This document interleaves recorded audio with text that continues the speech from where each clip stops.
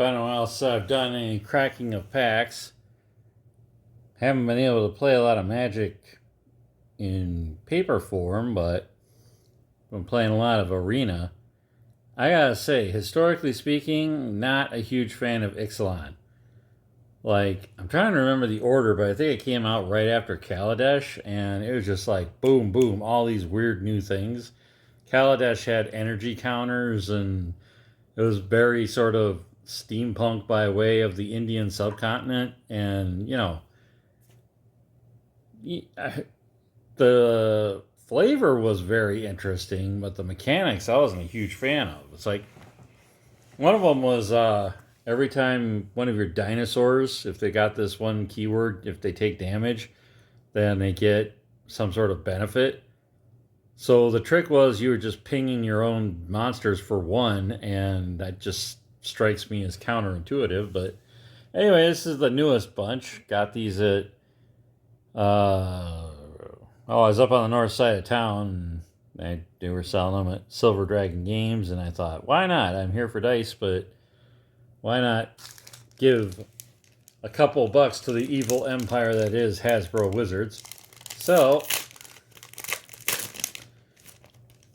not a huge expert in this set yet, but let's see what we got.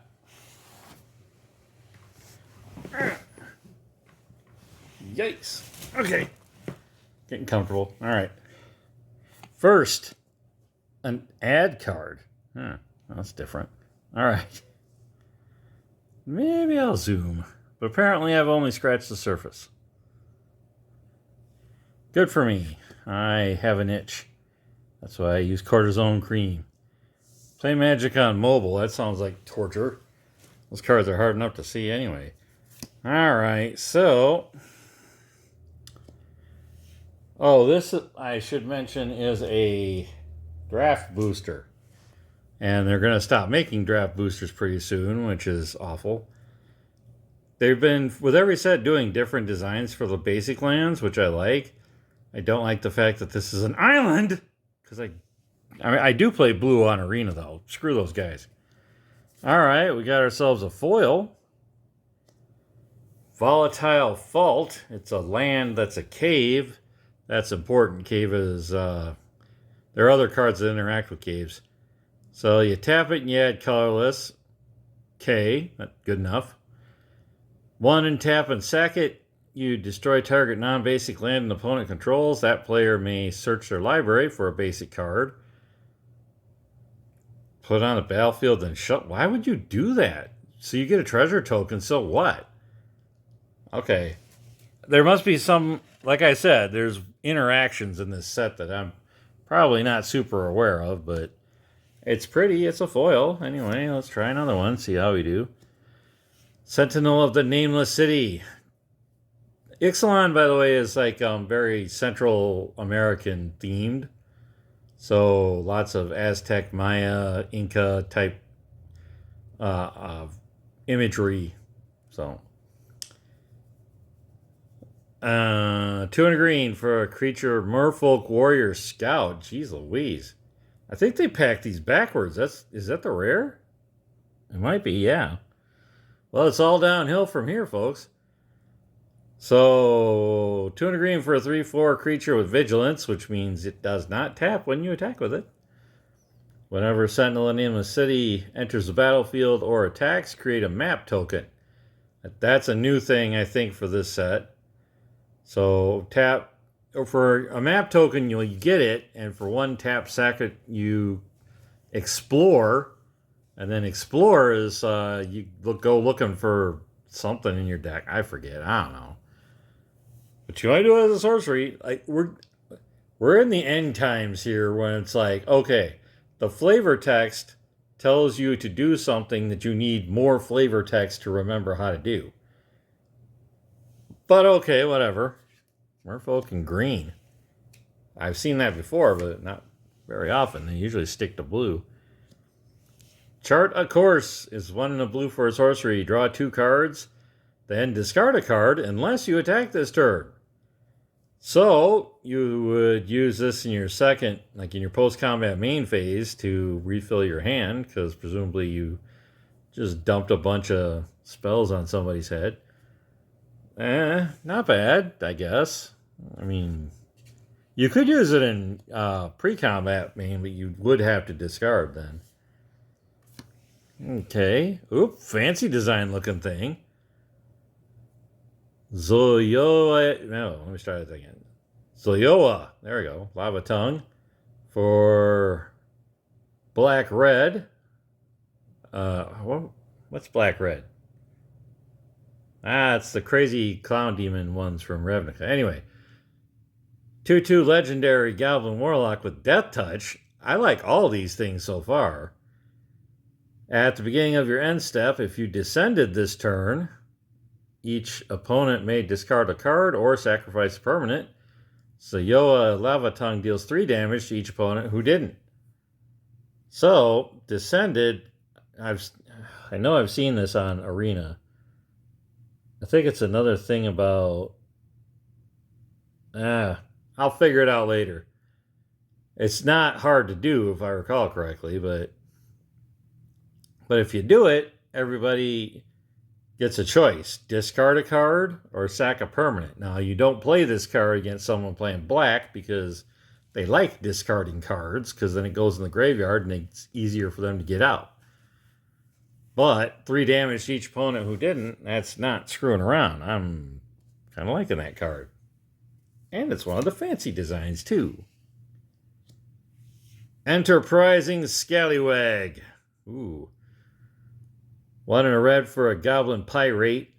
At the beginning of your end step, if you descended this turn, create a treasure token. Oh, how helpful. Here's the flavor type, or the reminder text. You descended if a permanent card was put into your graveyard from any... That's it?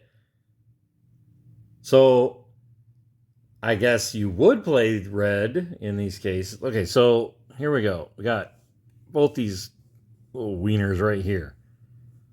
So, you would... How would you do... What's the sequencing here? Both these happen at the beginning of your end step. So you want to make sure that you put a permanent... You don't even have to do it. Just, like, put up a blocker against some creature. It dies and goes to the graveyard. Next thing you know, both of these would trigger if they're out. So, all right. That seems like a lot of reward for very little risk. Especially if you've got tokens out there that you don't mind just getting rid of. Jade Seed Stones for 3 and a green. And you know it's something fancy because there's a little triangle thing up there. When Jade Seed Stones enters the battlefield, distribute 3 1/1 counters among 1, 2, or 3 target creatures you control. Yeah. Craft with creature for 5 in green. Now, that I do know because I've seen it happen. So I know what this is now. It's a double face card. So what you do is it goes to the exile zone after you pay the cost. Then a creature goes that you either have on the battlefield, you control it in some way, or it's in your graveyard. Man, they put a lot of options in this particular set. Return the card transformed under its owner's control. I can talk really. Craft only is a sorcery. So then, boom, it'll come back out of the exile zone as Jadeheart Attendant. See how the triangle's upside down now? When Jadeheart Attendant ETBs, you gain life equal to the mana value of the exiled card used to craft it. I don't know, man. Are you gonna put a 7-drop to craft to get this? I mean, a 7-drop's probably already pretty good. Why would... It's a 7/7 and you get 7 life. I mean, okay. I guess. I don't know. Who am I to say? The only time I ever win at Magic's when I'm playing the Lord of the Rings stuff. 2 and a green for... Lots of green, too. In the Presence of Ages is an instant. Reveal the top 4 cards of your library. You may put a creature card and or a land card from among them into your hand. Put the rest into the graveyard. Good God. So if you're playing green and black, this definitely is a first round pick. You definitely put this in there. Especially if you're churning, getting zombies and stuff out of the graveyard. Like, oh man. That's pretty good. Staggering size. 1 and a green. For another instant, target creature gets 3/3 and gains trample until end of turn. Boy, have I seen that before somewhere? Oh yeah. They've been printing this card under different names for like 20 years now. Like, you could literally get this exact same effect on any number of other cards. I'd love to just make a commander deck where it's like there's 20 instants that all do exactly the same thing, but they all are legal because they have different names. That would be awesome. But it's a good card. 2 and a green, or no, 1 and a green gets you 3/3 and trample, and it's an instant speed. So you declare your blocker, and they're like, haha, I'm killing your monster. And you're like, boom, 3/3 and trample. Screw you. All right. This another, I don't know if this is, nah, it's probably not. All right. Volatile Wanderglyph. Glyphs are a thing in this. They're golems of some kind. Yeah, they are. 1 and a red. For an artifact creature, so if it affects artifacts or creatures, it'll have something to do with this. Whenever Volatile Wanderglyph becomes tapped, you may discard a card. If you do, draw a card. How many of these cards so far have interacted with the graveyard? Like, I thought that was like Innistrad's deal. Since at what point did Ixalan become? Ixalan's like giant dinosaurs and vampires and pirates. That's their thing. Ay, we've seen like one pirate this whole time. Out of air, like me at the end of every one of my social studies classes lately. 2 blue for another instant. This spell costs 2 less to cast if it targets a creature spell. So it's a counter spell. So if someone wants to, say, bring out the Wanderglyph, haha, and you're like, uh-oh, that looks like trouble. Boom.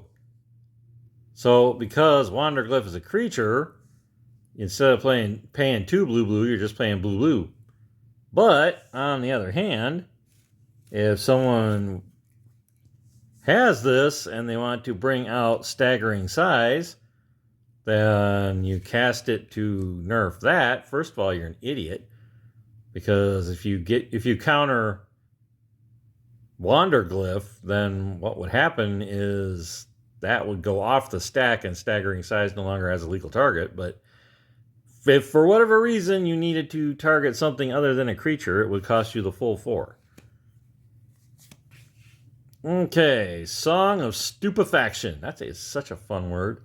Stupefaction.